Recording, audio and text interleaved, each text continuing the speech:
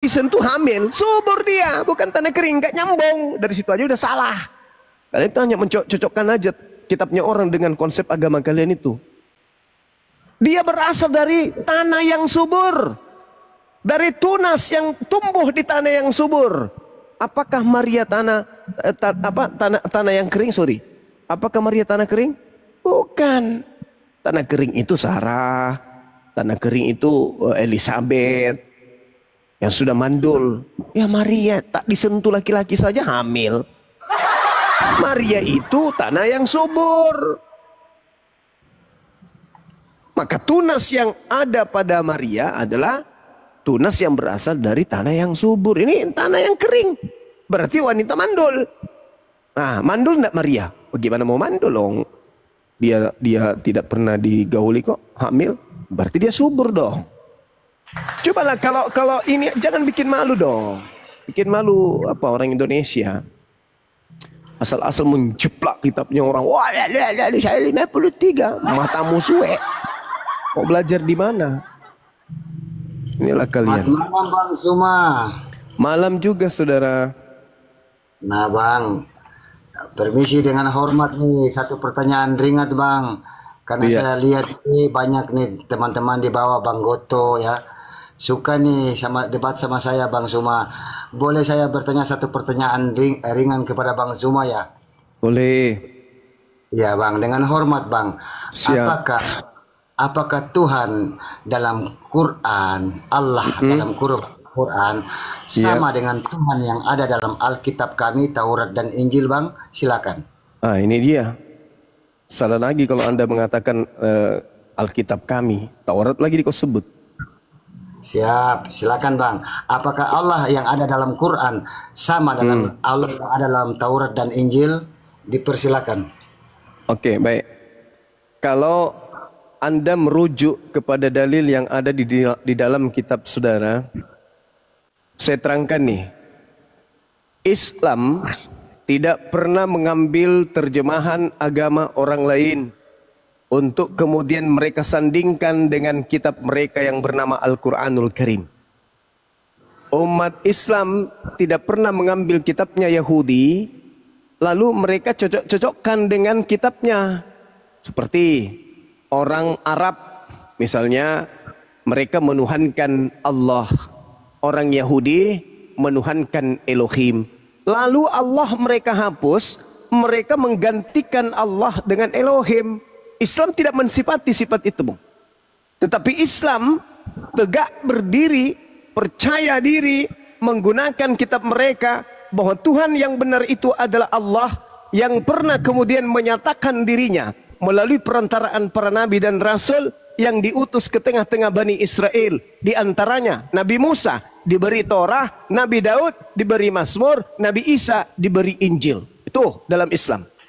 Kami menyebut pencipta langit dan bumi yang datang kepada para nabi dengan sebutan nama Allah. Kemudian Indonesia setelah merdeka muncul Kristen di tengah-tengah kami, dibawa oleh penjajah Belanda. Mereka kemudian menenteng sebuah buku terjemah dari terjemahan Belanda masuk ke dalam terjemahan Melayu. Di situ mereka menggunakan nama Tuhan yang tadinya Theos berubah menjadi Allah. Nah, Anda bertanya kepada kami, apakah Tuhan yang disembah umat Islam itu adalah sama dengan Tuhan yang disembah oleh yang ada dalam Torah? Kami tidak mau terjebak. Kenapa? Karena Torah sudah tak ada di tengah-tengah manusia hari ini. Torahnya Nabi Musa itu tak ada lagi. Injilnya Nabi Isa itu tak ada lagi. Yang ada hanya buku-buku yang dibawa oleh orang barat, penjajah barat, masuk ke Nusantara, lalu mereka diterjemahkan kemudian menggunakan kata Allah. Saya kasih dalil. Bismillahirrahmanirrahim. Qulu amanna billah wa ma unsila ilaina wa ma unsila ila Ibrahim wa Ismail wa Ishaq wa Yaqub wal asbati wa ma utiya Musa wa Isa wa ma utiya an-nabiyyuna min rabbihim la nufarriqu baina ahadin minhum wa nahnu lahu muslimun. Katakanlah wahai Nabiku Muhammad bahwa engkau beriman kepada Allah dan kepada apa yang diturunkan kepadamu dan apa yang diturunkan kepada mereka dan kepada apa yang diturunkan kepada Nabi Ibrahim, Nabi Ismail, Nabi Ishak, Yakub, dan anak-anak keturunannya, dan kepada apa yang diberikan kepada Nabi Musa, kepada Nabi Isa, serta kepada yang diberikan kepada nabi-nabi dari Tuhan mereka. Kami tidak membeda-bedakan seorang pun di antara mereka, dan kami berserah diri kepada Tuhannya mereka. Jelas ini. Berarti Al-Quran mengajarkan kami menyembah kepada ilah yang disembah oleh Bani Israel. Karena di situ diterangkan bahwa wa ma unsila ila Ibrahim wa Ismail wa Ishaq wa Yaqub wal asbati wa ma utiya Musa wa Isa. Tuhan kami sama berarti menurut Al-Quran, tetapi kami tidak mengatakan menurut Bible. Menurut Al-Quran, ya, kami beriman, kami menyembah kepada Tuhan yang disembah oleh Abraham, Ismail, Ishak, Yakub. Tapi itu bukan berdasar kepada perjanjian lama kitabnya Yahudi, bukan berdasar kepada Bible kitabnya Kristen. Kami berdasarkan Al-Quranul Karim. Nah, saya lanjut. Saya lanjut lagi. Ada lagi? Saya tanggapi sedikit ya Bang, saya tanggapi sedikit. Ternyata Oke, silakan. Quran menjelasnya dengan sangat tegas. Wahai ahli kitab, kita kembali ke kalimat yang sama di antara kamu dan kami, Bang. Jadi sebenarnya Abang menjawab singkat aja, sama dulu. Karena Quran mengklaim itu ya Bang. Ya, silakan. tapi kami tidak berdasar kepada terjemahan kitabnya orang Yahudi. Kami berdasarkan kitab suci kami sendiri. Iya. Kemudian Bang, itu jelas karena Quran mengklaim kita punya Tuhan yang sama. Kemudian ya Bang ya, kemudian yang lebih tegas lagi dalam Al-Maidah ayat 47, pengikut Injil itu harus berhukum pada Injil. 48-nya menjelaskan bahwa perbedaan itu sunatullah. Jikalau Allah mau berkehendak, maka kamu akan dijadikan umat yang satu Bang. Seolah-olah ketika Anda berdakwah kepada kami dalam makna mengajak, maka tidak tepat sesuai dengan Al-Maidah 47, 48. Kemudian harus diawali dakwah Islam itu dengan diri sendiri, keluarga. Gitu Bang, silakan tanggapannya. Oke. Adalah kesalahan orang-orang kafir Kristen selalu menganggap kalau Al-Quran bercerita itu bercerita tentang Kristen. Al-Quran ketika menarasikan ahli kitab itu bercerita tentang orang-orang Yahudi. Innal ladina kafaru law anna lahum ma fil ard jami'a wa mithlahu ma'ahu liyantadu bihi min azab yaumil qiyamah ma tuqabbil minhum walahum azabun alim. Ini dasarnya orang-orang kafir ketika berbicara ketika diterangkan dalam Al-Quran itu cakupannya besar, luas, tetapi orang kafir yang dimaksud di sana tidak mulu merujuk kepada Yahudi, bisa juga orang Quraisy. Nah, sedangkan kalau Anda berbicara tentang Al-Quran surah Al-Ma'idah yang Anda katakan tadi, itu tidak sedang berbicara tentang orang-orang Kristen. Tidak sama sekali. Itu berbicara tentang orang Yahudi, ahli kitab. Inna anzalna Taurah fiha hudan wa nur. Itu berbicara mengenai kitab Taurat, bukan perjanjian lama. Catat itu dulu. Di dalam Taurat itu ada petunjuk betul, bukan di dalam perjanjian lama. Jangan Anda menganggap yang diceritakan Al-Quran ini adalah kitab Anda. Tidak. Al-Quran surah Al-Ma'idah yang Anda maksud itu berbicara mengenai kitabnya Nabi Musa alaihissalam yang diberikan kepada kaumnya Bani Israel. Bukan kepada pengikut Belanda, penjajah, bukan. Lalu kemudian Lalu ketika dikatakan kemudian wa katabna alaihim fiha anna nafsa bin nafsi, itu ketetapan, itu ketentuan kepada apa yang tertuang di dalam kitabnya orang Yahudi, bukan yang ada dalam kitab yang Anda tenteng itu, bukan. Jadi saudara jangan merasa kalau Al-Quran membahas Torah itu sedang membahas buku yang Anda tenteng, tidak. Ini berbicara mengenai kitabnya Nabi Musa alaihissalam. Jangankan kami umat Islam, orang Yahudi aja yang Anda ambil terjemahan kitabnya tidak menganggap kitab Anda itu adalah kitab Torah, apalagi kami umat Islam. Kan begitu, Bung. Silakan. Siap, Pak. Siap Bang. Oke, karena Abang paling tahu, saya bertanya terus, apakah Nasara itu tidak identik dengan Kristen saat ini, Bang? Silakan. Bukan, karena memang bukan firman Tuhan yang Anda tenteng itu. Sedangkan ketika berbicara mengenai Torah, itu adalah ketetapan Tuhan kepada Bani Israel. Sedangkan buku yang Anda buat itu karangan Lembaga Bible Indonesia, yang kita tidak tahu benar atau tidak, karena tidak ada rujukannya kemudian dari original teksnya yang dibangun oleh Nabi Musa alaihissalam sebagai ketetapan kepada kaumnya Bani Israel.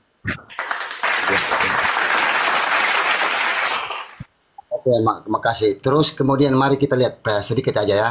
Sahih internasional diterbitkan di Arab, diawasi oleh ulama-ulama dan cendekiawan Arab Saudi. Kemudian laku manis, laris manis di Amerika dan menjadi rujukan lembaga-lembaga khusus ya. Nah, Sahih internasional ini telah menerjemahkan Al-Quran dalam bahasa Inggris. Al-Baqarah ayat 120, orang-orang Yahudi dan Nasrani berubah menjadi the Jews and Christian. Perhatikan ya Bang ya. Orang Arab sendiri menerjemahkan bahwa Yahudi dan Nasara menjadi the Jews and Christian. Nah, di sini identik sekali bahwa Kristen itu merujuk pada Nasara. Nasara itu kemudian menjadi rujukan penerus dari Hawariun, ahli kitab, penjaga risalah kitab Allah. Jadi apapun itu abangku, bahwa perbedaan kita sunatullah, Ali Imran ayat 55, dan melebihkan orang-orang yang mengikutimu Isa di atas orang-orang kafir hingga hari yaumul kiamah, hari kiamat. Tidak ada batasan sampai kepada zaman Nabi Bang.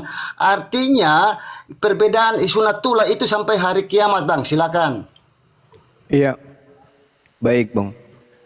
Jadi hal terjemahan seperti itu mah biasa. Itu tidak ada yang kemudian spesial untuk Kristen. Tak ada. Ketika Anda membaca kemudian Al-Quran surah Al-Baqarah, walan tarada'an angkal yahudu walan nasara, ini berbicara mengenai orang Nasara. Dan Anda coba lihat dalam bahasa Yunani Nasara itu apa? Nasorios kan?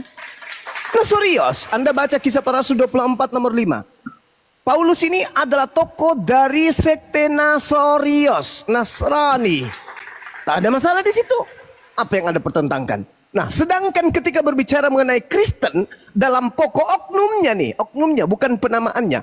Kristen itu termasuk dalam kelompok orang-orang zalim yang berada di antara orang Yahudi dan Nasara. Makanya dikatakan illal ladina zalamu minhum, ada orang zalim di antara Yahudi dan Nasara. Siapa mereka? Itulah Kristen. Orang zalim.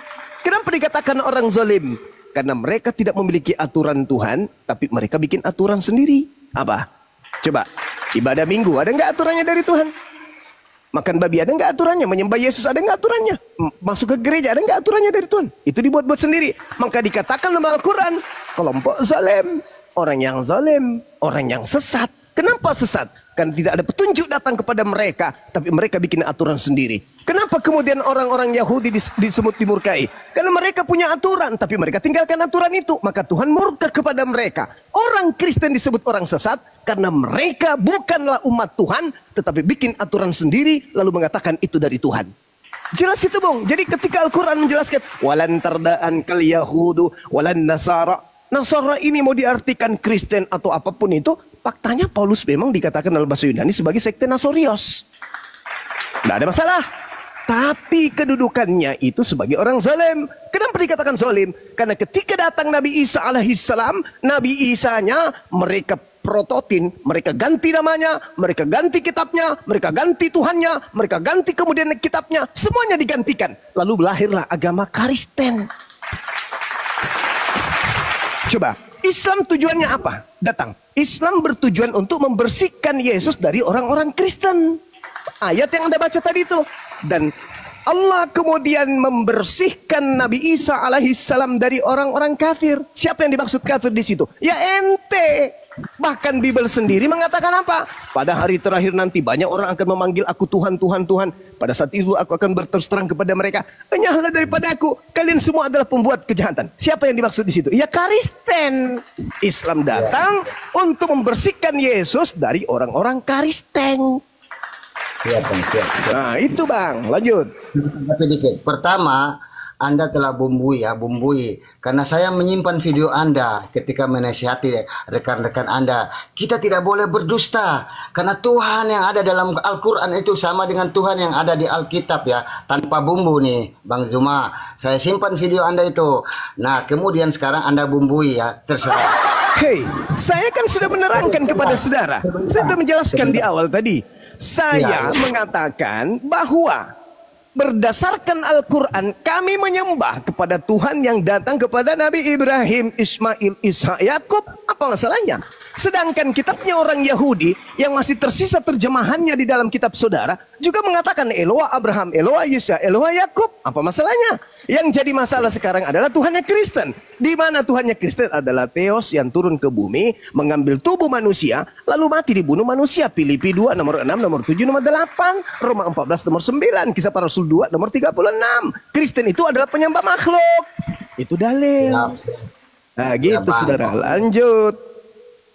Mantap, mantap. Bang Goto, mantap kan? Oke, lanjut ya, Bang Zuma. Kemudian saya bisa menampakkan Anda secara, tapi abang lebih tahu, nanti abang jelaskan bahwa kafir yang dimaknai dalam Quran dalam istilah teologis bukan sosial ya, itu berbahasa Arab paling kuno yang berarti para petani. Karena petani itu disebut kafir dalam bahasa Arab karena menutup benih dengan tanah. Nah, ternyata Islam membagi klasifikasi kafir itu, dan salah satu kafir adalah mereka yang menutup kebenaran, menutup kebenaran.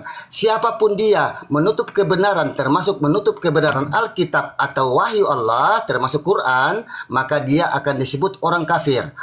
Itu termasuk tidak mensyukuri nikmat, kafir. Jadi kafir itu besar dalam kategori Islam. Oke, salah satunya yang mendustakan ayat Quran. Nah, dalam pemahamanku yang sempit, sangat jelas bahwa Quran menjelaskan bahwa orang-orang yang akan dekat denganmu pada hari akhir adalah mereka yang menyebut dirinya Nasara. Kemudian disebutkan orang beriman, yaitu Yahudi, Nasara, Sabiin, siapa saja. Perhatikan Bang Juma, siapa saja yang beriman kepada Allah, percaya kepada Allah dan hari akhir, tanpa embel-embel mengaku Nabi Muhammad dan Quran, percaya kepada Allah dan hari akhir, maka mereka tidak merugi nantinya di sana Bang Juma. Jadi di sini menafikan nasihat Anda kalau Anda menyebut kami kafir. Kami itu lagi jujur mengatakan bahwa ya, Alkitab mengatakan bahwa Yesus itu disalib, ya, Yesus itu mati. Kami jujur, Anda sebut kafir. Silakan tanggapannya. Oke, baik. Jadi ketika berbicara mengenai kafir dalam perspektif Al-Quranul Karim, Al-Quran menjelaskan innal ladzina kafaru sawa'un alaihim a'anzartahum am lam tunzirhum la yu'minun.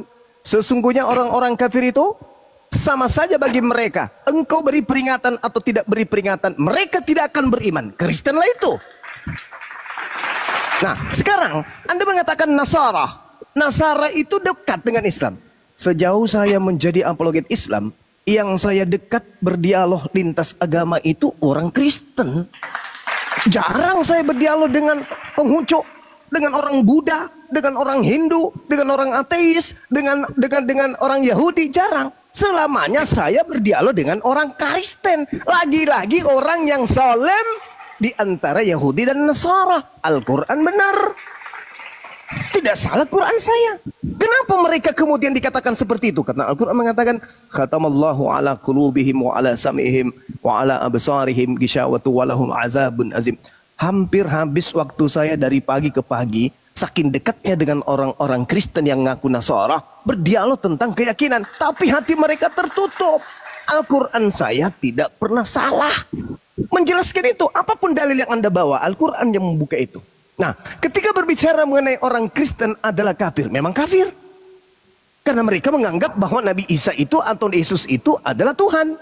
Padahal bukan Tuhan. Mereka memaksakan utusan Tuhan yang datang kepada Bani Israel sebagai Tuhan disandingkan dengan Tuhan yang sesungguhnya. Maka Kristus mengatakan Yesus itu Tuhan sepenuhnya, manusia sepenuhnya. Apa tujuannya? Untuk mendudukkan bahwa manusia Yesus itu juga adalah Tuhan selevel dengan Elohim yang datang kepada Abraham, Ishak dan Yakub. Salah enggak Al-Quran? Enggak salah. Laqad kafaral ladzina qalu. Kafirlah orang-orang yang berkata bahwa Yesus itu adalah salah satu dari Tuhan, atau Isa atau Allah itu salah satu dari 3 Tuhan. Itu yang dikatakan Al-Quran. Jadi Anda mau kemanapun nggak bisa. Karena memang yang dikatakan kafir adalah Kristen. Yang dikatakan kafir adalah orang zolem. Yang dikatakan kafir adalah orang Yahudi, orang Nasara, orang Sabiin, siapapun di antara mereka. Tapi dengar, siapapun yang beriman di antara mereka, beriman kepada Allah dan akhirat, mereka juga disebut orang beriman.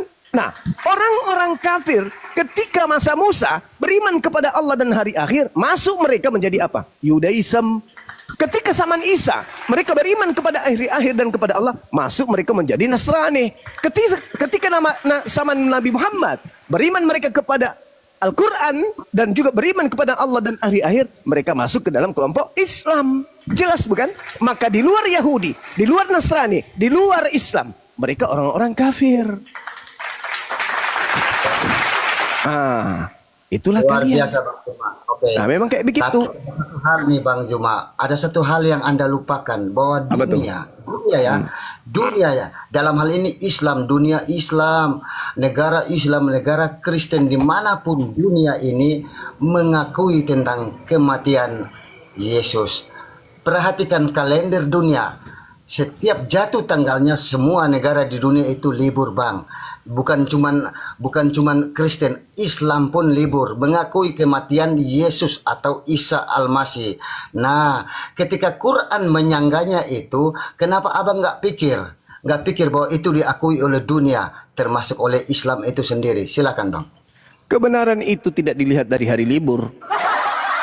Sejak kapan kebenaran dinilai dari hari libur? Ini konsep dari mana ini? Indonesia menetapkan hari Minggu hari libur. Selesai. Apa kata Quran? Atiullah wa atiur Rasul wa ulil amri minkum. Pemerintah kita menetapkan Minggu libur, ya libur dong. Bukan libur karena di situ Yesus mati atau Yesus bangkit. EGP ada urusan dengan itu. Pemerintah menetapkan besok kita libur hari Senin, libur lagi. Pernah nggak Anda melihat pemerintah menetapkan libur Idul Fitri 2 hari?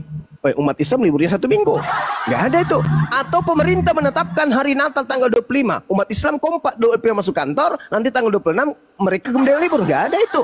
Sami'na wa ta'na, karena perintah Quran. Atiullah wa atiur Rasul wa ulil amri minkum. Selesai. Jadi tidak ada kebenaran dinilai karena hari libur. Justru ente yang bermasalah. Kenapa? Yesus melarang, kitab melarang, Bible melarang, Musa melarang, Elohim melarang melakukan kegiatan pada hari Sabtu. Ente malah ibadah Minggu. Mana perintahnya? Ayo, mana perintahnya? Ada nggak? Nggak ada. Anda yang bermasalah, bukan kami. Mantap.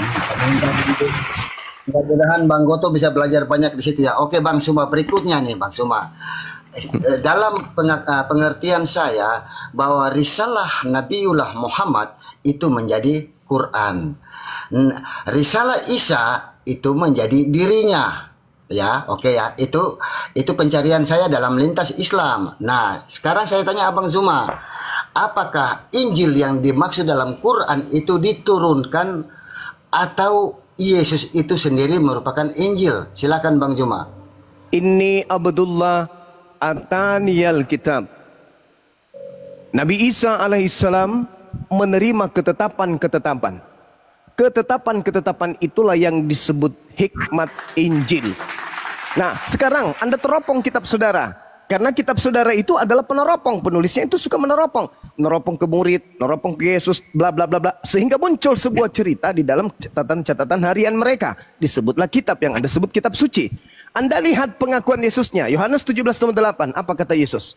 Segala firman yang engkau berikan kepadaku telah aku sampaikan kepada mereka. Nah, keciduk bukan? Yesus menerima firman bukan? Ya. Mana firman yang Yesus terima itu? Mana? Nah, inilah yang diterangkan Al-Quran. Inni abdullah ataniyal kitab wa ja'alani nabiyan. Kalau umat Islam ditanya, mana Injil? Jangankan Injil, ketetapannya, Isa sebagai pembawanya saja ditolak. Lalu kalau Isa sebagai pembawa Injil aja ditolak, lalu siapa yang ingin melanggengkan Injil itu? Nggak ada. Makanya yang muncul di tengah-tengah kita hanya Injil karangan Markus, Injil karangan ini, Injil karangan. Lalu Injil Yesus mana? Mana Injil Yesus? Nggak ada Injil Yesus. Hilang. Sepertinya di sini Bang Zuma yang terhormat. Nanti abang bantah saya. Sepertinya narasi Quran Anda tidak terlalu lengkap. Karena ada 12 kali kata Injil disebut dalam Quran. Tetapi beberapa ayat itu dominan, itu ayat itu tidak menuju langsung kepada Isa. Tetapi ayat yang eksplisit itu ada. Contoh Ali Imran ayat 48 ya, Al-Maidah ayat 110. Oke, saya bacakan terjemahan salah satunya. Dan Allah mengajarkan kepadanya Isa kitab hikmat, Taurat, Injil. Jadi kata yu'allimuhu itu diajarkan, bukan diturunkan atau diberikan. Itu makna hakikat dari risalah Isa itu menjadi dirinya. Jadi Injil itu bukan wahyu yang gedebuk dari langit, Bang Juma, sesuai dengan Quran, ya. Di kedua ayat tadi, oke, saya lanjut di Al-Maidah 110, dan Allah berfirman, aku telah mengajarkan kepadamu Isa kitab hikmat Taurat dan Injil. Jadi kata alam itu diajarkan, diberikan, bukan diturunkan. Tetapi 10 kali kata Injil disebut itu tidak merujuk pada Isa, itu merujuk kepada umat Yahudi, maka dipakai kata diturunkan. Nah, untuk kategori literasi, maka kita kembali ke Al-Maidah ayat 15. Wahai ahli kitab, banyak dari telah datang rasul kami kepadamu, dan banyak dari ayat Alkitab yang engkau sembunyikan, dan banyak engkau biarkan. Perhatikan, Bang, kata banyak dibiarkan. Nah, kitab itu pula yang lewat di tangan Nabiullah Muhammad ketika orang Yahudi berselisih, maka beliau bersabda, bawakanlah Taurat kepadaku. Dan ketika Taurat itu sampai kepada beliau, beliau mengambil bantal yang didudukinya, meletakkan Taurat itu di atas bantal, memegang Taurat itu dan berkata, aku beriman kepadamu dan beriman kepada yang telah menurunkanmu. Oke, saya kembali ke topik. Al-Maidah 115 merujuk bahwa ayat-ayat Alkitab itu banyak pula yang dibiarkan. Maka penafsir cendekiawan Islam mengartikan, dibacakan kepadamu wahai muslim tentang kitab Taurat dan Injil, yang bertolak belakang dengan tauhidmu, tolaklah. Yang tidak bertolak belakang, terimalah. Yang kamu tidak tahu, diamlah, sehingga kamu tidak menolak andai kata mereka benar. Silakan Bang Suma tanggapannya. Oke, yang pertama yang Anda harus tahu di dalam kitab saudara, di dalam Yohanes 3 nomor 13. Kata Yesus, tidak ada seorang pun yang telah naik ke surga selain daripada Dia yang turun. Di situ ada kata turun. Berarti Yesus ini adalah orang atau benda atau makhluk yang diturunkan. Dalam bahasa Yunaninya kata baino. Kata baino itu dari atas ke bawah. Itu turun. Sekarang faktanya, apakah Yesus turun? Tidak, Yesus keluar. Yesus keluar dari vagina, bukan turun dari langit. Tapi Yesus mengaku diturunkan. Nah, bagaimana dengan Al-Quran? Bagaimana dengan Injil? Bagaimana dengan Torah? Wahyu yang turun dari langit lalu dibukukan. Memang bukan buku yang ketebuk turun dari langit. Makanya dikatakan wa yu'allimuhumul kitab wal hikmah wat Torah wal Injil, dan Allah mengajarkan kepada Isa ketetapan, hikmat, Torah dan Injil. Apa masalahnya? Apa yang Anda permasalahkan di situ? Nabi Isa diberikan ketetapan, ketetapan diberikan kepada Nabi Isa, ketetapan itu Isa ajarkan kepada kaumnya, ketetapan itu Isa ajarkan kepada murid-muridnya. Lalu kemudian apakah berupa buku? Itu pertanyaannya. Nabi Isa menerima bukan buku, Nabi Isa menerima kitab. Apa kitab? Ketetapan. Apa ketetapan? Firman Tuhan. Makanya disebutkan Isa ini kalimah. Apa itu kalimah? Perkataan. Dia mengajarkan perkataan enggak? Mengajarkan. Bagaimana dengan kitabnya orang Kristen? Apakah Yesus mengajar? Mengajar apa? Mengajarkan firman. Berarti Yesus mengajarkan firman. Anda lihat di dalam kitab saudara, Yohanes 1. Bagaimana Yesus ke Galilea mengajak Filipus. Filipus kemudian di dalam Markus 14. Markus 1 nomor 14 nomor 15. Markus mencatat itu, dan Filipus bersama Yesus mengajar Injil di Galilea. Terus kemudian di dalam Kisah Para Rasul 8 jelas sekali di situ Filipus mengajarkan tentang Injil Yesus. Nah, sekarang mana Injil Yesusnya? Anda bisa temukan? Anda bisa tunjukkan? Tidak bisa. Maka itulah yang dikatakan dalam Al-Quran surah Al-Maidah. Apa kata Quran? Ya ahlal kitab qad ja'akum rasuluna yubayyinu lakum katsiran mimma kuntum tukhfuna minal kitab wa ya'funa an katsir. Nabi Isa datang ke tengah-tengah Bani Israel, mengajarkan, wahai Bani Israel, ini Rasulullahi ilaikum. Aku ini utusan Allah kepadamu. Aku mengajarkan kalian, ani abudullah rabbi wa rabbakum. Sembahlah Allah Tuhanku dan Tuhanmu. Dan itu Nabi Muhammad ajarkan, bahwa sebagian dari isi kitab yang disembunyikan oleh kaumnya Nabi Isa alaihissalam itu diajarkan oleh Nabi Muhammad, dan sebagian juga tidak diajarkan. Makanya ketika Anda menemukan ada kesamaan antara ajaran Islam dengan ajaran Yesus yang ada dalam kitab saudara, maka itulah bukti kebenaran Quran. Nabi Muhammad mengajarkan kepada manusia sebagian dari yang disembunyikan oleh Bani Israel dan tidak mengajarkan yang sebagian lagi tidak diajarkan oleh beliau. Kenapa? Karena tuntunan yang datang setelahnya, ingat, Musa hanya untuk kaumnya, Isa, Yesus hanya untuk kaumnya Bani Israel, sedangkan Nabi Muhammad untuk seluruh umat manusia. Maka beliau turun ke atas muka bumi ini dalam Al-Quran surah An-Nahl ayat 44. Bismillahirrahmanirrahim. Bil bayyinati waz zubur wa anzalna ilaika dzikra litubayyana lin-nas ma nuzila ilaihim wa la'allahum yatafakkarun. Nabi Muhammad diutus di atas muka bumi ini, diberikan ketetapan-ketetapan, diberikan keterangan-keterangan dengan az-zikr, dengan Al-Qur'anul Karim, agar supaya Nabi Muhammad menerangkan kepada seluruh manusia apa yang Tuhan turunkan kepada manusia, agar Nabi Muhammad menjelaskan lebih dahulu. Itu tujuannya. Yesus, Isa, Musa, Moses turun ke bumi hanya spesial Bani Israel. Tak ada hukum untuk di luar Bani Israel. Tak ada hukum. Nah, supaya orang berhukumkan hukumnya Musa, supaya orang berhukumkan hukumnya Yesus, orang di luar Yahudi harus mencuri kitabnya Yahudi. Itu fakta, itu real. Sedangkan kalau Anda ingin menjadi pengikut Nabi Muhammad, Al-Quran itu adalah kitab Anda. Cuman Anda menutup diri dengan Al-Quran. Padahal Al-Quran itu litubayyina linnas, untuk seluruh umat manusia. Anda manusia bukan? Maka Al-Quran itu diwahyukan untuk Anda. Tapi Anda menolaknya, makanya disebut kafir. Wow. Lanjut. Makasih Bang Zuma. Saya tarik bahwa ketika dibacakan Quran bagi Bang Zuma, Anda membenarkan kemudian Anda meluruskannya. Itulah yang saya sebut apologet ya Bang Goto ya. Jadi tidak dibantah tapi dibenarkan kemudian diarahkan ke dalam keterangan yang lebih luas. Oke, terakhir Bang Zuma. Kunci memahami ilmu adalah bahasa. Bisakah Anda menerjemahkan literal daripada ayat yang akan saya bacakan ini? Saya permisi ya. Nah, dalam ya saya dengan mengucap bismillah saya baca ya. Innamal al-masihu Isa ibnu Maryam rasulullahi wa kalimatuhu ya. Algaha ila Maryam wa ruhun minhu. Ternyata terjemahan literalnya bukan terjemahan Kemenak, menjadi sesungguhnya Al-Masih Isa putra Maryam utusan Allah, kalimatnya wa kalimatuhu, kalimatnya yang disampaikan kepada Maryam, wa ruhun minhu. Ternyata wa ruhun minhu diterjemahkan literalnya menjadi ruhnya. Jadi di sini jelas utusan, kalimat dan ruh. Saya tidak lagi menyimpulkan siapa Isa.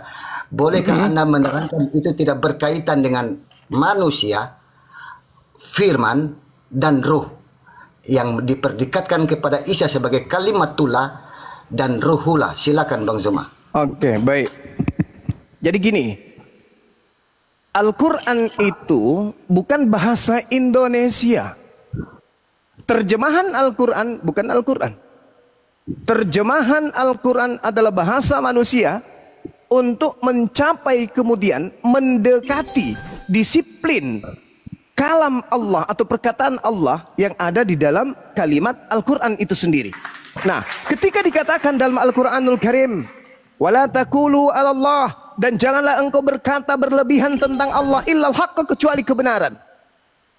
Innamal masihu Isa bin Maryam, sesungguhnya Al-Masih putra Maryam, Rasulullah, adalah utusan Allah. Wa kalimatuh, dan juga firmannya, kalimatnya. Kalimah itu adalah perkataannya. Itu jelas tuh dalam Al-Quran. Alqaha ila Maryam wa ruhu minhu, dan dia adalah ruh dari Allah. Ruhnya, ruh dari Allah, ruhnya. Berarti ruh ini merujuk kepada yang disandarkan kepada Allah. Pemiliknya adalah Allah. Berarti kedudukan ruh di sini adalah milik Allah. Nah, apakah milik Allah hanya ruhnya Yesus? Ternyata tidak. Seluruh alam semesta di luar daripada hakikat Allah itu milik Allah.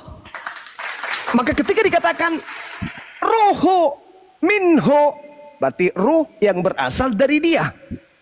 Adakah ruh yang tidak berasal dari Allah? Semua ruh, semua apa yang ada di atas muka bumi ini, di atas langit dan di antara keduanya, semuanya berasal dari Allah. Berarti bukan Allah, hanya disandarkan kepada Allah. Maka dikatakan wala taqulu tsalatsa. Maka janganlah engkau berkata bahwa Tuhan itu 3. Jangan kau katakan itu.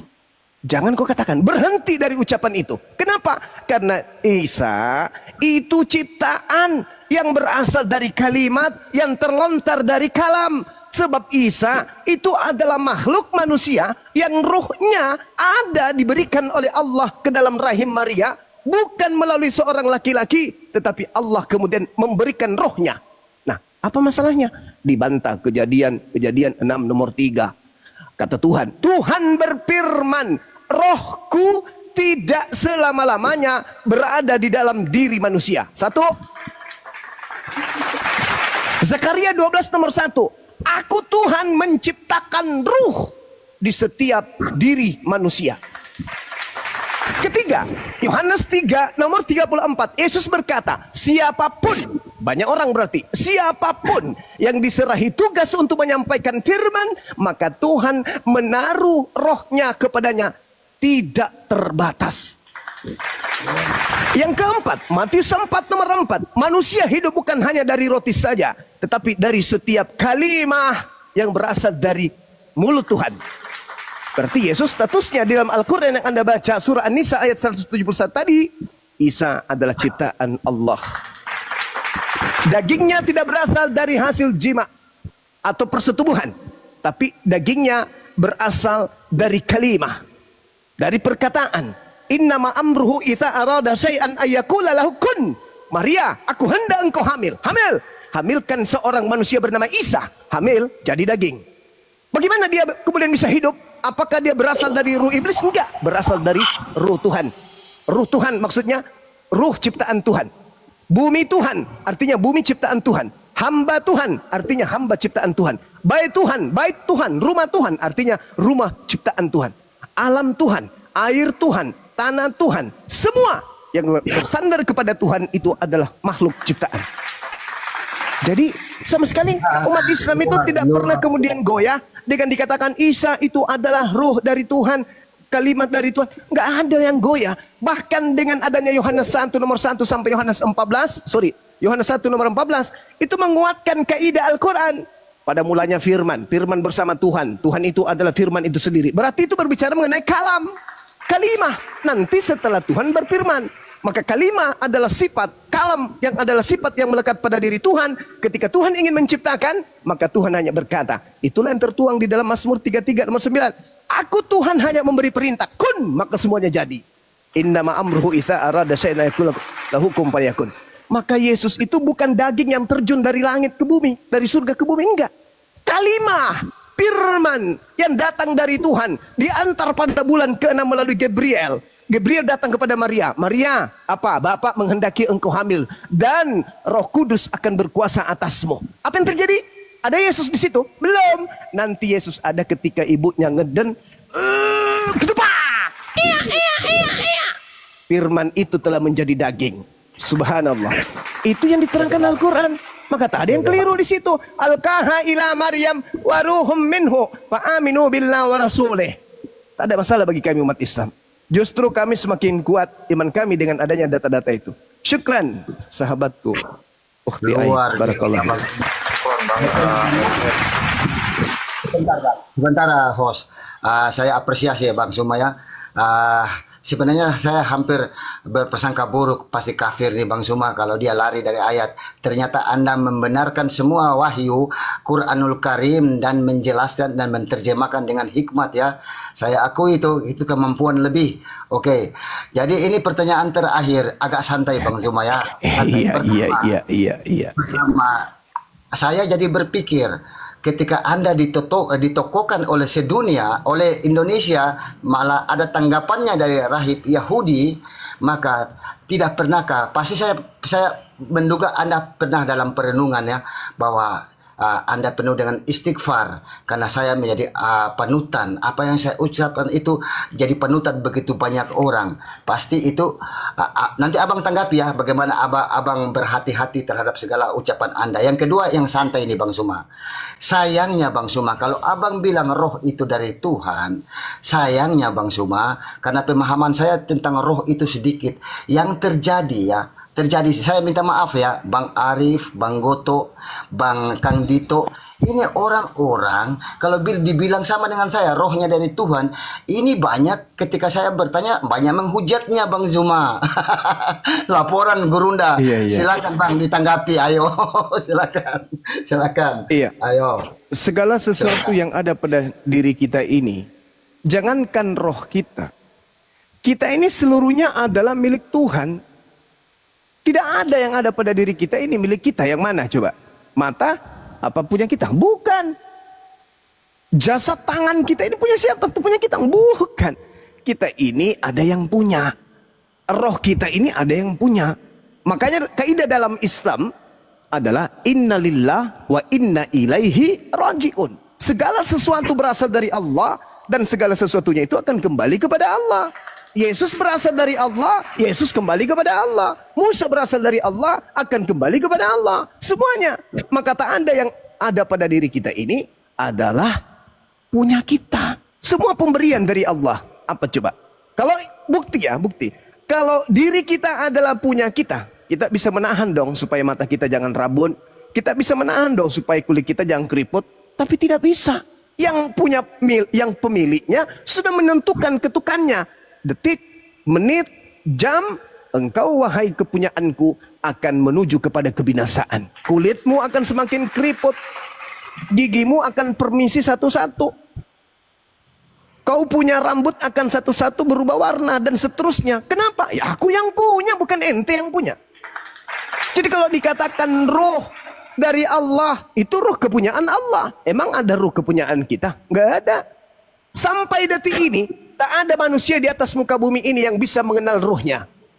Ayo. Ada manusia yang bisa mengenal ruhnya? Tidak ada. Kenapa? Itu hanya serpihan cahaya kebenaran Allah yang Allah titipkan pada diri manusia. Makanya Al-Quran mengatakan, sanurihim, kata Allah. Aku menitipkan pengetahuan, aku menunjukkan kebesaranku di segala penjuru dan juga fi anfusihim, pada diri mereka manusia. Jika mereka mengenal diri mereka, maka mereka akan mengenal aku. Jika mereka sampai kepada diri mereka, maka mereka akan sampai kepadaku. Itu kaidah ilmu. Nah, sedangkan kalau Anda berkata, oh kita salah, kita beda paham. Karena roh yang ada pada diri kita ini adalah bukan roh Allah. Kata siapa bukan roh Allah? Ini roh Allah yang ada pada dalam diri kita, ini roh Allah. Bukan roh kita ini. Ketika Allah meminta dia kembali. Ada enggak? Tunggu dulu, enak aja. Ini kan punya saya. Kenapa harus kau ambil? Aku masih mau hidup 50 tahun, enak aja. Gak bisa. Itu punyaku. Ketika aku mau ngambil, kembali. Jadi sia-sialah hidup kita di atas muka bumi ini ketika kita kembali kepada Tuhan kita pencipta kita dalam keadaan najis. Maka kita harus suci karena kita berasal dari hakikat yang suci. Orang yang suci kembali kepada hakikat yang suci. Ketika kita kembali dalam keadaan kotor, Tuhan tidak mau. Maka Tuhan titipkan yang disebut neraka. Ah, kamu di situ. Aku nggak mau orang yang tidak suci kembali kepada aku. Itu saudara. Saya kira begitu. Lanjut. Mantap Bang Suma, mantap. Sorry ya. Ini makanya saya bilang ini sisi akhir ini santai Bang Suma ya. Bang Suma sangat ini luar biasa. Saya tidak mampu membantah itu karena Anda menerangkan dan memperluas makna dari apa yang saya tanyakan sehingga saya tidak dapat untuk membantah itu benar ya. Jadi yang tadi saya minta Bang Suma jawab dengan santai. Jadi kalau roh suci dan kita memang masih suka menghujat, itu satu tanda bahwa iblis masih berkuasa sama kita ya Bang Suma. Silakan. Oke. Jadi gini. Kebenaran wa qulil haqqu mir rabbikum. Jadi kebenaran itu sudah ditorehkan kemudian di atas muka bumi ini oleh sang sumber. Maka siapa yang mau beriman silakan. Siapa yang mau kufur silakan. Nah, sekarang ada tidak titah dari pencipta kita untuk menjadikan kita ini mengajak kepada kebaikan? Ada. ada tidak perintah dari pencipta kita untuk kemudian melarang orang melakukan kemaksiatan? Ada. Maka tugas kita ketika kita melihat kemungkaran, maka harus kita cegah. Dan tugas kita untuk mengajak kepada kebaikan. Makanya dalam Islam itu ada amal ma'ruf. Di dalam Kristen ada disebut amanat agung. Kenapa ada amanat agung? Untuk mengajak orang menuju kepada keselamatan. Menurut konsep Kristen. Kenapa ada amal ma'ruf? Untuk mengajak orang menuju kepada keselamatan. Maka ketika ada orang yang berbuat maksiat, apakah kita harus diam? Enggak. Kaidah di dalam Islam, ud'u ila sabili rabbika bil hikmah. Ajaklah manusia kepada Tuhanmu dengan cara hikmah, dengan cara yang baik. Wajadilhum, dan berdebatlah dengan mereka dengan apa? Dengan baik, bil hasanah. Nah, kemudian di kaidah yang lain, illalladzina zalamu minhum. Janganlah kau berdebat kepada ahli kitab kecuali dengan cara yang baik, kecuali terhadap orang-orang zalim yang ada di antara mereka. Kenapa? Orang zalim itu, Bung, diibaratkan dalam tubuh. Andai saja ada tembok yang memisahkan antara orang zalim dan orang beriman, tak masalah. Kita nggak bisa nyebrang ke sana. Kenapa? Itu tempatnya orang zalim. Tapi orang zalim ini berbaur dengan kita siang dan malam. Maka kita harus memutus tali itu. Dengan cara apa? Lakukan penegasan, lakukan penekanan terhadap mereka. Kenapa demikian? Orang zalim itu, Bung, sama seperti tumor yang ada pada tubuh kita. Tumor yang ada harus kita operasi supaya tidak menjangkiti tubuh yang lain. Begitu juga orang zalim. Ketika ada orang zalim mengajarkan suatu kezaliman dan menganggap kezalimannya itu benar, lalu mengajarkan orang lain juga melakukan hal yang sama, maka tugas kita adalah memangkas atau mengoperasi orang itu supaya orang itu bisa menjadi kembali kepada kebenaran. Itu di Islam. Makanya Islam itu ada yang disebut amar ma'ruf. Wal takum minkum ummatu yad'una ilal khair wa ya'muruna bil ma'ruf wa yanhauna 'anil munkar. Ada yang mengajak kepada kebaikan, ada juga yang mencegah kepada kemungkaran. Pada saat mana kemudian kita keras? Pada saat kita ingin mencegah kepada kemungkaran. Mungkar tidak ketika orang diajak untuk menyembah kepada makhluk yang keluar dari kubur. Sementara Tuhan sudah ada, yaitu Tuhan yang bukan makhluk. Tuhan yang mengajarkan dirinya, laisa kamitslihi syai', tidak serupa dengan apapun. 2 Samuel 7:22. Aku Tuhan tidak serupa dengan makhluk. Nah, kita diajak untuk menjadi hamba, menjadi murid dari makhluk yang keluar dari kubur. Mau enggak kita? Jangan. Lakukan penegasan dengan cara membimbing orang tersebut mengenal kebenaran. Nah, itu. Jadi Islam itu ada yang disebut kaidah jihad. Jihad itu keras, tegas, tapi tujuannya untuk memperbaiki. Ketika saya mengatakan itu bau dengan nada yang tinggi, dengan nada yang keras, aku tidak menghujat. Itu bukan menghina, tapi saya mendudukkan perkara hak menjadi hak, yang batil menjadi batil.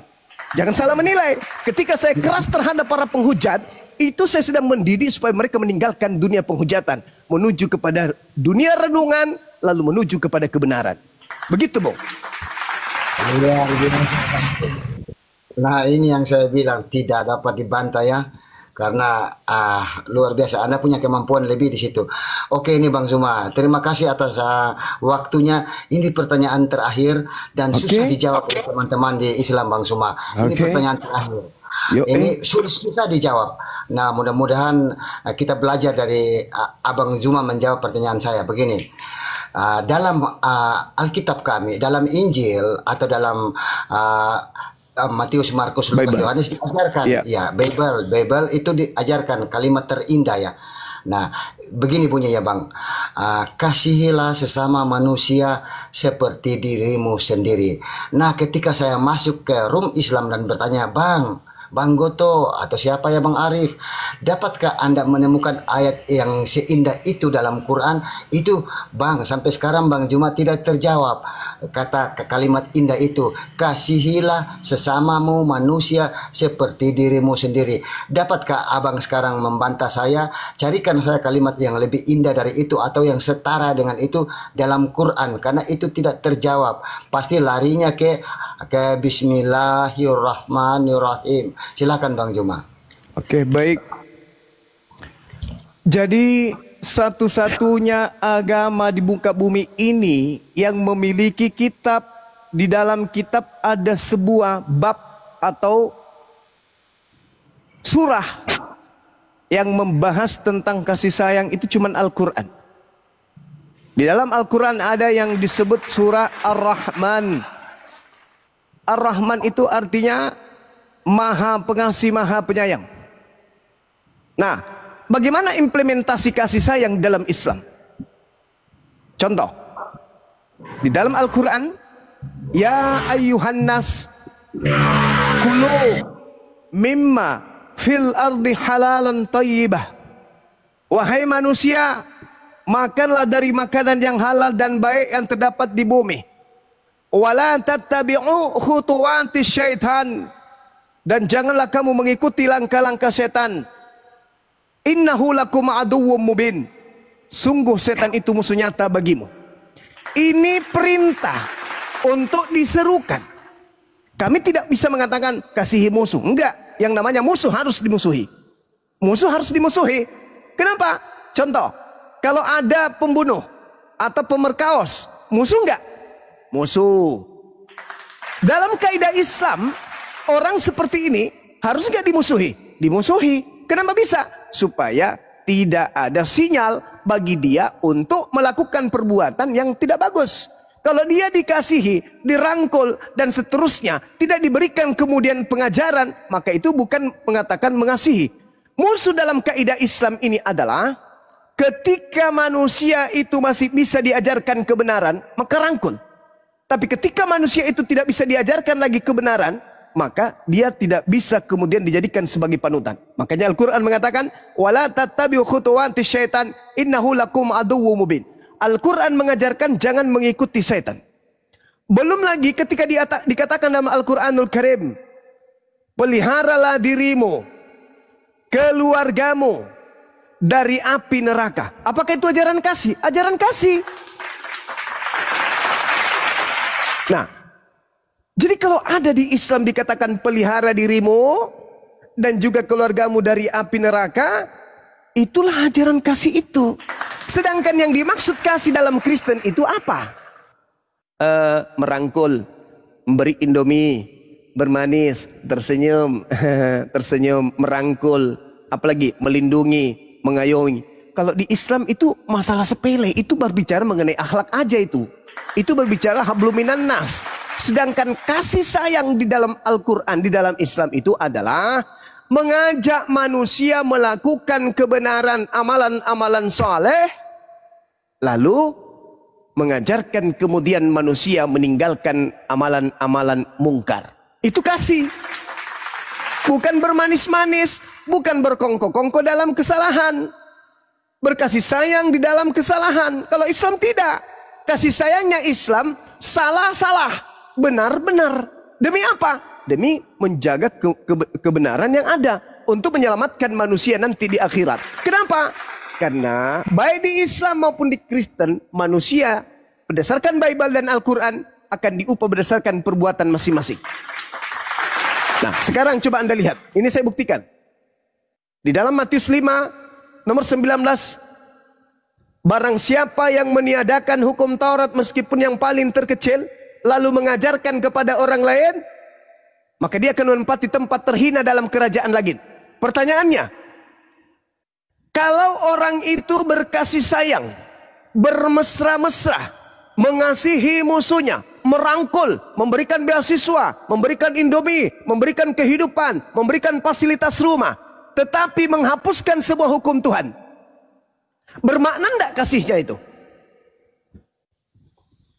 Bermakna enggak? Ketika hukum-hukum Tuhan dilanggar, tetapi orang-orang yang melanggar hukum Tuhan ini, mereka saling merangkul, saling menjaga, saling mencintai satu sama yang lain. Bermakna enggak apa yang mereka lakukan? Tidak. Itu cuman semu, kenikmatan semu. Ad-dunya sijnul mu'min wa jannatul kafir. Mereka menjadikan dunia ini surga. Bermanis-manis ria, membantu orang miskin, orang kena musibah. Tapi dalam implementasi hubungannya dengan Tuhan, semua hukum-hukum Tuhan dilanggar. Sementara Yesus memberikan kaidah, barang siapa yang meniadakan hukum Taurat, meskipun yang paling terkecil, lalu mengajarkan kepada anaknya, cucunya, keturunannya, istrinya, tetangganya, keluarganya, maka dia akan menempati tempat terhina, neraka. Sebaliknya kata Yesus, tetapi barang siapa yang tidak meniadakan Hukum Torah, meskipun yang paling terkecil, dan mengajarkan kepada orang lain untuk tidak menghilangkan, artinya melaksanakan, artinya tunduk taat melaksanakan hukum Torah, maka dia akan menempati tempat tertinggi dalam kerajaan langit. Berarti keselamatan itu tidak dilihat dari selamat pagi sayang, apa kabar Heni? Tidak, bukan. Tapi keselamatan itu dilihat dari ketaatan kita kepada pencipta kita. Itulah yang disebut hukum utama dan terutama. Apa itu? Mentaati segala perintah-perintah Tuhan. Habis itu baru kemudian hukum yang kedua, mencintai, mengasihi manusia. Kalau engkau cinta kepada manusia, cinta kepada anak-anakmu, maka ajarkan mereka untuk taat kepada perintah Tuhan. Jangan kau cinta kepada anakmu, cinta kepada keturunanmu, tapi kau ajarkan mereka meninggalkan hukum Tuhan. Itu artinya kau binasakan mereka. Kau sayang tapi kau hancurkan. Kenapa? Karena kau mengajaknya untuk hidup beragama di mana agama yang kau anut, agama yang melanggar semua perintah Tuhan. Kalau di Islam tidak. Wala tattabi khutuwati syaitan. Jangan kau mengikuti langkah setan, karena setan itu adalah musuh nyata bagimu. Maka kasih sayang dalam Islam adalah mengajak kepada yang ma'ruf, mencegah kepada yang mungkar. Bukan bagi-bagi Indomie. Toh itu cuma implementasi kecil. Tapi yang tertinggi dalam Islam adalah menegakkan kemudian firman Tuhan, menjalankan firman Tuhan, kasih kepada manusia, mengajarkan manusia juga untuk taat kepada firman Tuhan. Itu baru kasih. Kalau di Kristen, ya bermanis-manis ria dan seterusnya. Itu kita beda di situ. Tapi ingat dong, dalam implementasi kehidupan, Islam sejak dilahirkan dari zaman Nabi Muhammad membawa risalah Islamnya, Islam diajarkan tidak pernah memerangi. Islam mempertahankan kedaulatan kemanusiaan. Ketika diserang, baru Islam menyerang. Berbeda dengan agama kasih Kristen, kemana dia pergi, pertama yang mereka lakukan teror dulu, menjajah dulu, memiskinkan orang dulu, membuat orang ketakutan, membuat orang kemudian was-was, membuat peperangan, membuat orang itu merasa gentar, takut, shock. Setelah itu dirampas semua hartanya. Setelah mereka miskin, setelah mereka kelaparan, ketakutan, tak ada tempat tinggal, baru datang misionaris. Ayo mari kita berdoa kepada Tuhan Yesus, enggak kita diberi berkat dan baru mereka menjadi pengikut agama Kristen. Itu yang terjadi. Mereka datang ke satu tempat, mengepung tempat itu, meneror, memberikan rasa takut. Setelah itu mereka kemudian datang menawarkan Tuhan Yesusnya. Itu yang terjadi. Itulah yang disebut kasih.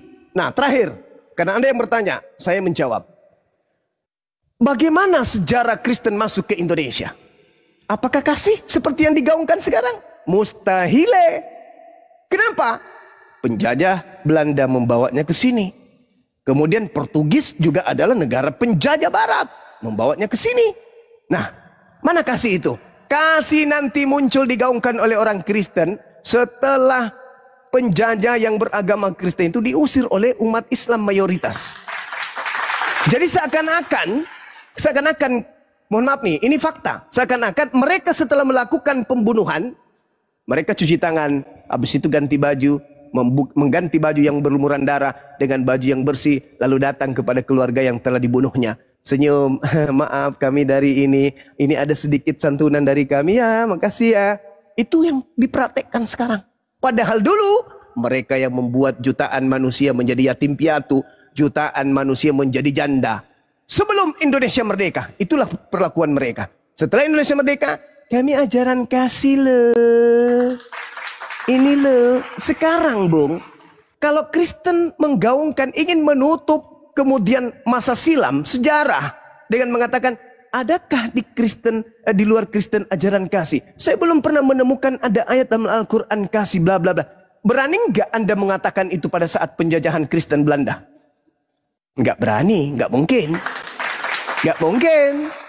Bom meledak di sebelah sana, bom meledak di sini, masjid terbakar di sana, pesantren dibombardir, kiai pada bergelimpangan meninggal, santriwati kemudian mati dan seterusnya. Habis itu Anda datang. Hanya satunya agama di atas muka bumi ini yang mempunyai dalil kasihilah musuhmu, itu hanya agama kami. Kira-kira bisa? Nggak bisa. Jadi itu hanya dalil yang dipakai setelah berhasil menguasai satu wilayah dengan cara teror. Mana pembenaran dalilnya?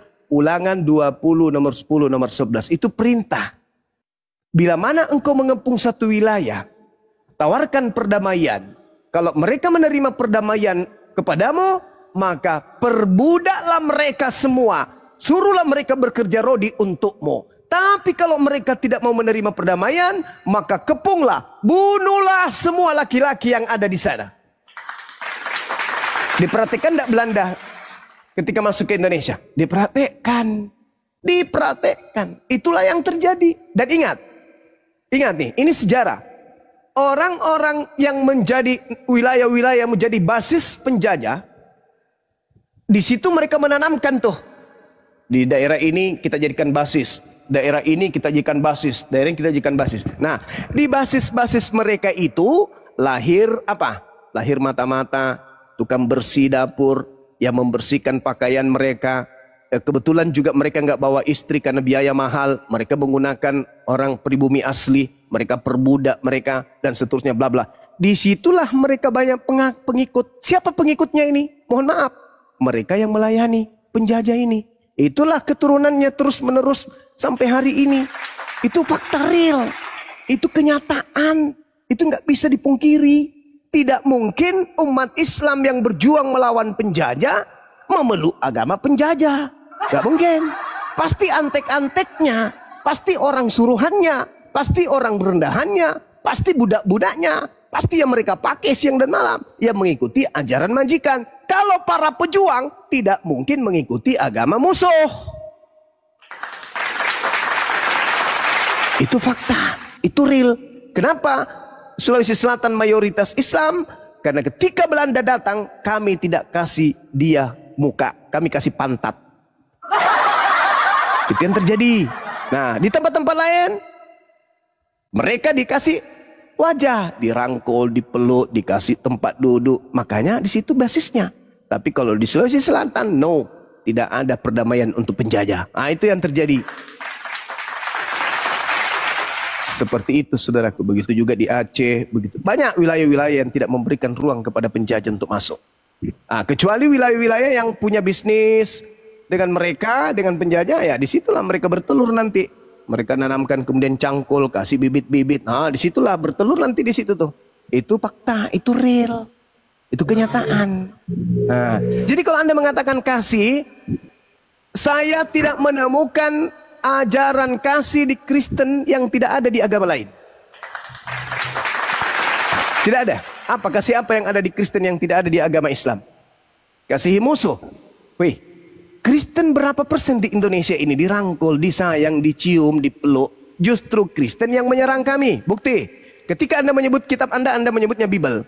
Apa menyebutnya Alkitab? Alkitab itu nama lain daripada Al-Quran. Ada kami marah ketika kalian menyebut Theos, menyebutnya dengan Allah. Ada kami marah, padahal itu adalah nama Tuhan kami. Kalian yang menyerang kami itu kasih apa itu? Nggak ada kasih, Bang. Di dalam agama saudara, apa yang mana yang kasih di Kristen itu ya? Aku rindu ingin mengetahui yang mana itu dibilang kasih di Kristen. Ya, oke, Bang Zuma. Makasih ya, makasih ya. Gitu abangku. Lanjut. Ya, ada juga tipping-tipping nih, bilang sudah cukup lah gitu. Jadi rupanya ini nanti yang lain ngantuk. Jadi untuk Bang Zuma, terima kasih. Saya mengatakan bahwa pertanyaan saya itu bertujuan untuk edukasi. Jadi saya, termasuk saya, siapa saja di bawah yang ada di atas, kita telah mendengarkan penjelasan Bang Zuma gitu. Jadi penangkapan kita berbeda-beda, tapi saya kalau mau jujur, saya mengatakan jawaban Anda dapat ya, banyak dapatnya gitu. Sayangnya berbeda dengan di komal-komal yang lain. Jadi itu apresiasi untuk Anda Bang Zuma, terima kasih. Saya sudah berjanji ini pertanyaan terakhir. Saya mengucapkan terima kasih atas waktunya. Minta maaf untuk Bang Arif, Bang Goto, Kang Dito ya semuanya. Jadi sampaikanlah dengan hikmat, itu dasar ukhuwah Islam. Kemudian bantalah dengan cara terbaik. Kemudian jangan menghina, jangan ada kebencian di hatimu untuk sebuah kaum. Itu pesan Quran yang luar biasa. Makasih Bang Sumas, semoga sama-sama, Bang. Ya, semoga Abang tambah dirahmati ya. Oke, untuk Amin. semuanya makasih. Selamat malam, salam, assalamualaikum Bang. Waalaikum saudara siapa Pak Haritas. Thank you.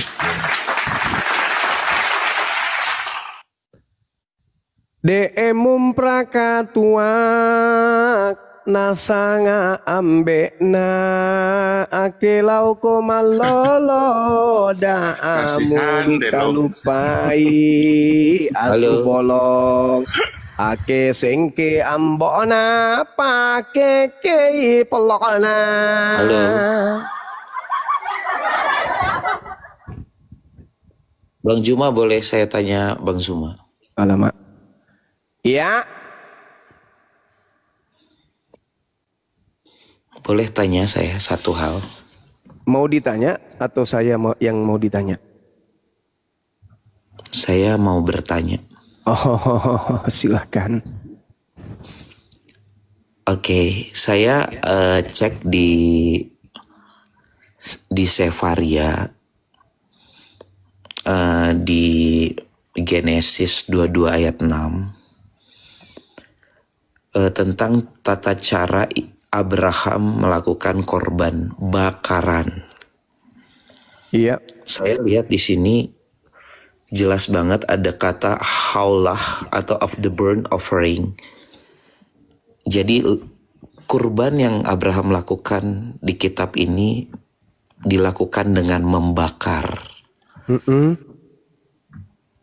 Kok beda sih sama yang dilakukan sama Islam? Dan saya dengar juga satu hal lagi, kurban ini setelah Bait Allah kedua sudah hancur, sudah tidak dilakukan oleh Yahudi. Kok masih dilakukan katanya milah Ibrahim? Silakan. Oke, baik. Jadi Al-Quranul Karim menjelaskan kepada kami umat Islam, Bismillah, walikulli